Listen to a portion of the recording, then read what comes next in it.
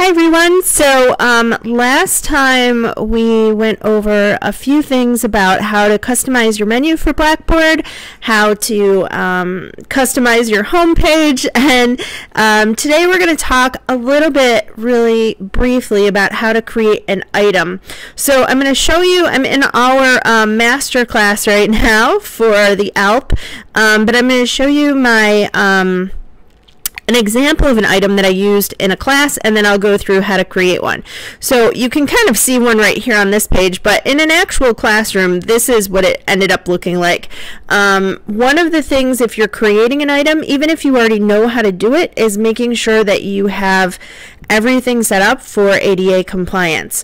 So I have here with Welcome to Lit 266 Science Fiction and Fantasy, I've used the heading button so that for people who have screen readers, when they're scanning through, it'll say, you know, it'll read heading so that they sort of know what the headings and subheadings are. Now you can just change the font or add an underline, but if you do that, it won't read any differently for people who are listening to a screen reader. So just be aware of that, especially if you have someone who does have accommodations. You can see that this is our little green thing for accessibility score for this whole item. It's scored as perfect because I had the benefit of having somebody else show me how to do these things. So when I go over this picture, my little utopia dystopia picture, if you can see underneath my mouse button there, that it says utopia dystopia picture, that's because for ADA compliance I added that caption. So again, if you have someone with a visual impairment and they're scanning over it, it'll read that for them. So basically the reason that I created this item is so that on my lessons and homework page, when students come, they see this right away and they can scan through and read it, and that way I know for sure that even if they skip past it, it's right there. So I have the books for the class that we read, the goals for the course structure, and then what to find in each folder. So we're going to talk a little bit in a different video about how to add your course goals to the folder. Now you notice this one's not completely accessibility compliant. David Wolf and I worked on this for maybe 20 minutes and we finally realized it just wasn't going to happen because I have the entire quotation for students running over it, but for some reason there's some kind of stuff here in the middle that it wanted me to do in the caption that I wasn't able to do, but the rest of them you know, have that perfect score. So I think the benefit of having an item is if you have something that you want all of the students to see right away without clicking extra things. If you know anything about computer and website design, you know that people are lost if they have to click more than 3 times. So I try to make things as easy as possible. They come into the page, that's click 1. They go to lessons and homework, that's click 2. And then they go to whatever folder they need, that's click 3, right? They're not going to click extra times for reading the goals of the class, even though that's something that I wanted them to know. So I didn't want to hide that right into a folder. So how do you create these items? Well, I have one I sort of started here for the Teach Acts, but I'm going to go through how to set that up. So we're back in our master class now. You go to build content. If you go to file, that's where you're uploading a file, which I'm sure you guys have done before. If you have a Word document or a PDF, you can click on that to create a file. Here we're going to click on create item. And then we're going to wait for my computer to catch up. Okay, so I want to name it, I thought maybe it would pop, but it didn't. There we go. What is the Teach Act? This is something I'm creating for you guys, just so you can understand. We've had a lot of talk recently about copyright, especially since a lot of people are going to open educational resources. Open educational resources are things that you can share freely, remix, reuse, recycle, all of that fun stuff. But a lot of things that we might want to use are not technically OER, but we are still able to share them using the fair use portion of copyright, which allows for some things to be used in educational settings, and then also with the Teach Act, which I have some information for you guys here. So if you notice, if I try to right click and paste, it will not let me. So just be aware of that. You have to use the keyboard commands, Control V for paste, Control C for copy. If you have a Mac, those commands are a little bit different, so you might want to look those up. I don't. So there we go. So I pasted my text. Now if you notice right here it says paragraph. Okay, I want this part in just a regular paragraph because it's just the regular text that I put in. So I'm going to move that down, and then I'm going to go back up here, and I'm going to have press heading, and I'm going to type a heading. Now automatically the heading will come up as whatever font is the default, right? So for our paragraph it's Arial 12, but for my heading I want it to be, I really like Georgia, so we'll go with Georgia. And we're gonna, since it's a heading, we're gonna bump it up one.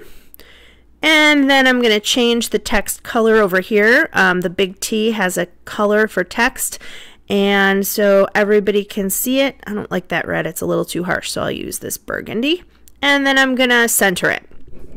So here I'm gonna put basic facts about the Teach Act.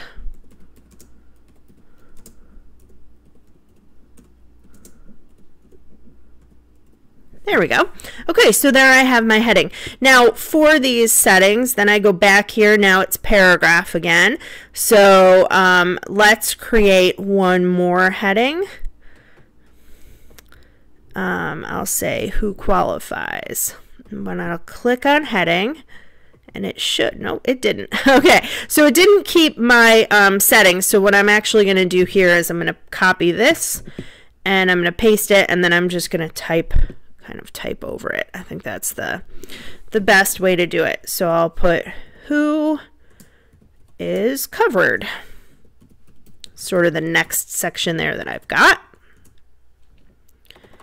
And of course it changed my font, so I'm going to put it back to Georgia. So who is covered under the Teach Act, and then I've got my information there, etc., etc. And then I'll have one more of these.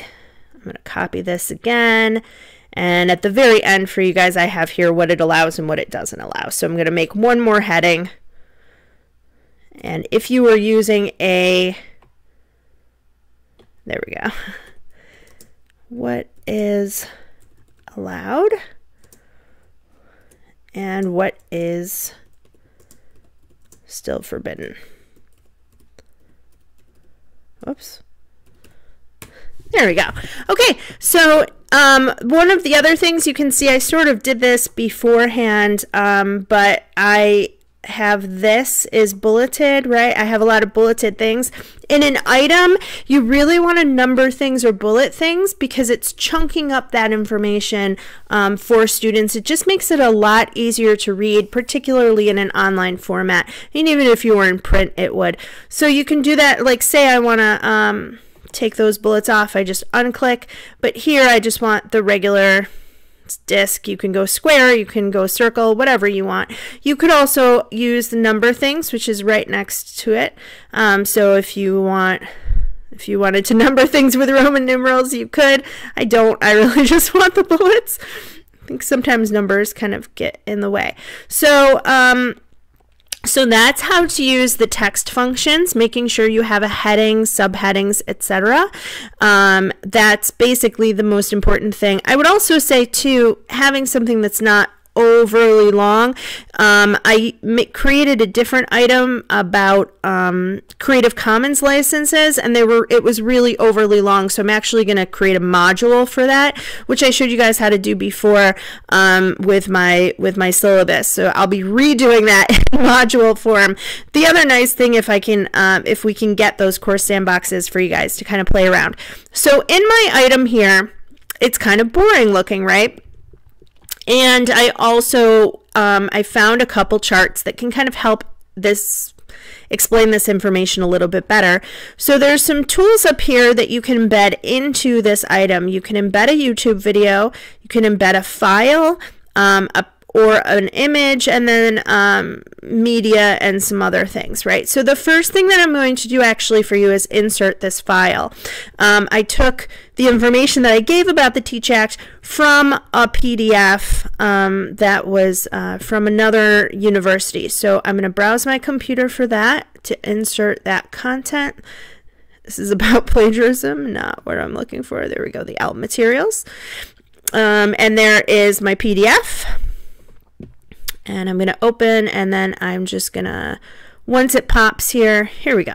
And again, you do want that alt text so that for people who are using software, there we go. And I have it set to open in a new window so that if someone were to click on the PDF, it opens in a new window or a new tab, and then it doesn't close Blackboard, right? If you click no on there, they'll go out of Blackboard just to see that document. And we really want to keep students in Blackboard, I think, as best we can. There we go. And submit. Okay, so now I have that, and I'm just going to put above it for more information. Click the link below.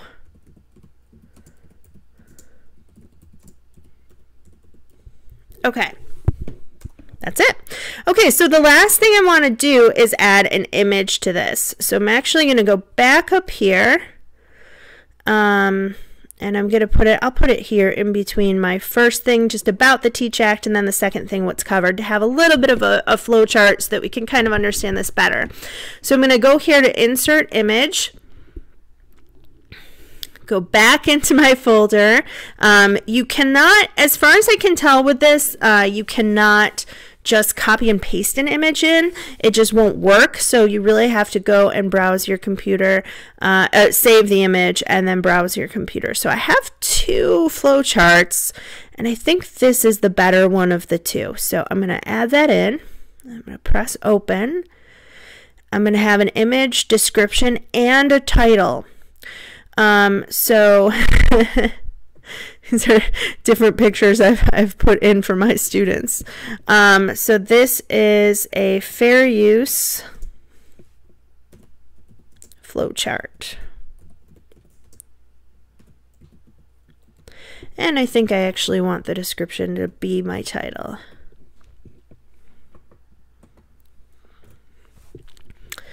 In the appearance, you can, in this button, set the alignment. So I want this to be top middle. I want it to be in the middle. I want to constrain proportions. So if I resize it once I'm in there, it won't get all wonky and all distorted, right? You can set, there we go. You can set if you want it fixed or if you want it just as an icon or have a border, etc. It's not moving to the middle. It should have, but that's fine. We'll fix that later.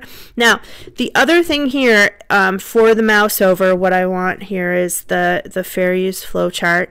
You can set more items here, but you don't really, to be honest, you don't even really need to do this. There is somewhere, hold on here. Yeah. Okay. It won't let, my computer won't let me. There's something that you can do.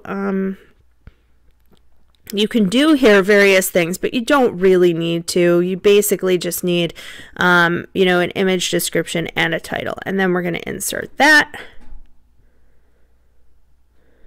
There we go. Quite large, right? So I'm going to take that. Normally, if I was doing this as a class, I probably would just, there we go. So right-clicked on that, and I'm just going to shrink it down. Now, you notice when I shrink it, it won't let me, it really won't let me do what I'm trying to do here. It kind of keeps snapping back, which is good because I've constrained those proportions. And then I'm going to click the thing to align center, and now it's in the middle. And I actually want it a tiny bit bigger, so I'll play around with it there. There we go. Okay, so that is basically, I'm going to click submit, and that's basically it. It's pretty easy to add. It'll be at the bottom. This is the bigger thing I told you guys doesn't work, right? You can kind of see how if you were in a classroom especially, this would be very confusing for students. It's huge. They keep scrolling and scrolling and scrolling. But here's our thing about the Teach Act. There's some basic facts. There's our little picture there. You notice that there's no issues here with ADA compliance or with accommodations, who's covered, what's allowed and what's forbidden, and then the full PDF. And if I had wanted to, you know, yeah, I could have embedded maybe a picture in there for you, or I'm sorry, a video in there, or I could have embedded a web link where you could go for more information. I actually ended up putting the link separately. So I'm going to move this up to the top. Again, you can drag your items up and down. You can also reorder by doing this. Down or up, however you want to do it. And that's it. That's how you create an item in Blackboard. My recommendation is 2 things that I'd like you to take away from this. Number 1, really easy to do. Number 2, it's especially useful if you have an announcement and you don't think that students are reading your announcements. Number 3, make sure if you create an item that it's ADA compliant and that there are full accessibility. And number 4, try to keep it as short as you can, because as you can see with the other one I created, this one I'm going to delete. It's my first try, but the other one I created for the Creative Commons licenses, it's too big of text, it's too big of information, the images are too huge, right? It just doesn't make sense to have it in this format. So really think about the format and make sure that you're doing everything for ADA compliance and accessibility.